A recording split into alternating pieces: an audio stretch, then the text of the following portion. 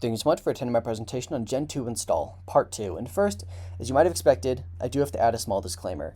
Yes, for those of you asking, I did see the BKC video. I was planning to make a second video discussing why people's perception of Gen 2 is wrong from the beginning, as it's a pretty offensive tier with a lot of speed.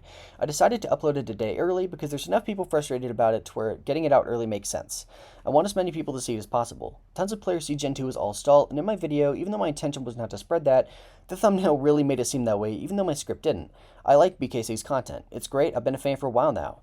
And of course, it goes without saying, don't harass people. I haven't really gotten anyone in my comments being crazy, but I know the reputation of YouTube comments, and I think it's best to at least try to dissuade them from doing that. With that being said, let's get right into it. While the main perception of Gen 2 is that it's a stall, that's not the case. It is some of the strongest offensive tools in Pokemon. Let's start by talking about the main subject of Part 1, Rest Talk. While it can call rest, and yes, this can and does lead to longer battles, that's not to say it doesn't have a huge impact offensively. Being able to call an offensive move matters a lot for making progress in games. It's not easy to switch into a sleep-talking Raikou, for example, as they could easily call Thunder and paralyze your best breaker. Even though Rest Talk seems defensive on the surface, there's a ton of power there. Explosion is one of the most infamous moves in Pokemon, and for good reason. The raw damage it deals in early generations, mostly because it secretly has the target's defense stat, makes it absolutely absurd. Early Explosion is one of the best ways to deal with bulky targets. Look at Gen 1, where Explosion is huge for taking down the tier's most powerful walls. That's no different in Gen 2, where teams are commonly seen with several boom users. This is big for the tier, allowing slower teams to pick up quick knockouts and fast teams to take out their biggest threats. Next up we have Spikes, which are easy to get up and difficult to remove.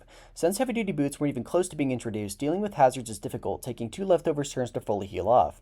Obviously this is amazing, it can turn games on their heads. For example, Raikou has a real chance to tank 2 unboosted Earthquakes from Snorlax, but with Spikes up, the 2 KO becomes guaranteed. Interactions like this are everywhere and seriously impact how the tier is played. Oh, you thought I was going to stop there? This is the first ever Electric and Girlfriend PowerPoint video that's going over the Twitter video limit. It's time to talk about the biggest threats of GSC. Zapdos' power level is absolutely amazing. 125 special attack is no joke in Gen 2 and lets it deal some absurd damage with Thunder. This is actually one of the big reasons why Snorlax is so healthy. It can wall Zapdos, a rare trait. There's other offense too. A decent chunk of months have setup moves like Clefable Belly Drum, Machamp Curse, although a ton of Pokemon run the move, Swords Dance Marowak, and Agility Pass Smeargle. In addition, the maxed out EVs that enable GSC's amazing Bolt can also help mixed attackers like Nidoking hit on both the special and physical side. In conclusion, Gen 2 is an interesting metagame with some of the most polarizing aspects ever. You have great defensive tools like Rest Talk and Leftovers, but there's also a plethora of ways to deal a ton of damage. Gen 2 isn't all stall and it isn't all offense. Like every generation, there's a solid mix that people enjoy, contributing to its longevity. Thank you so much for watching.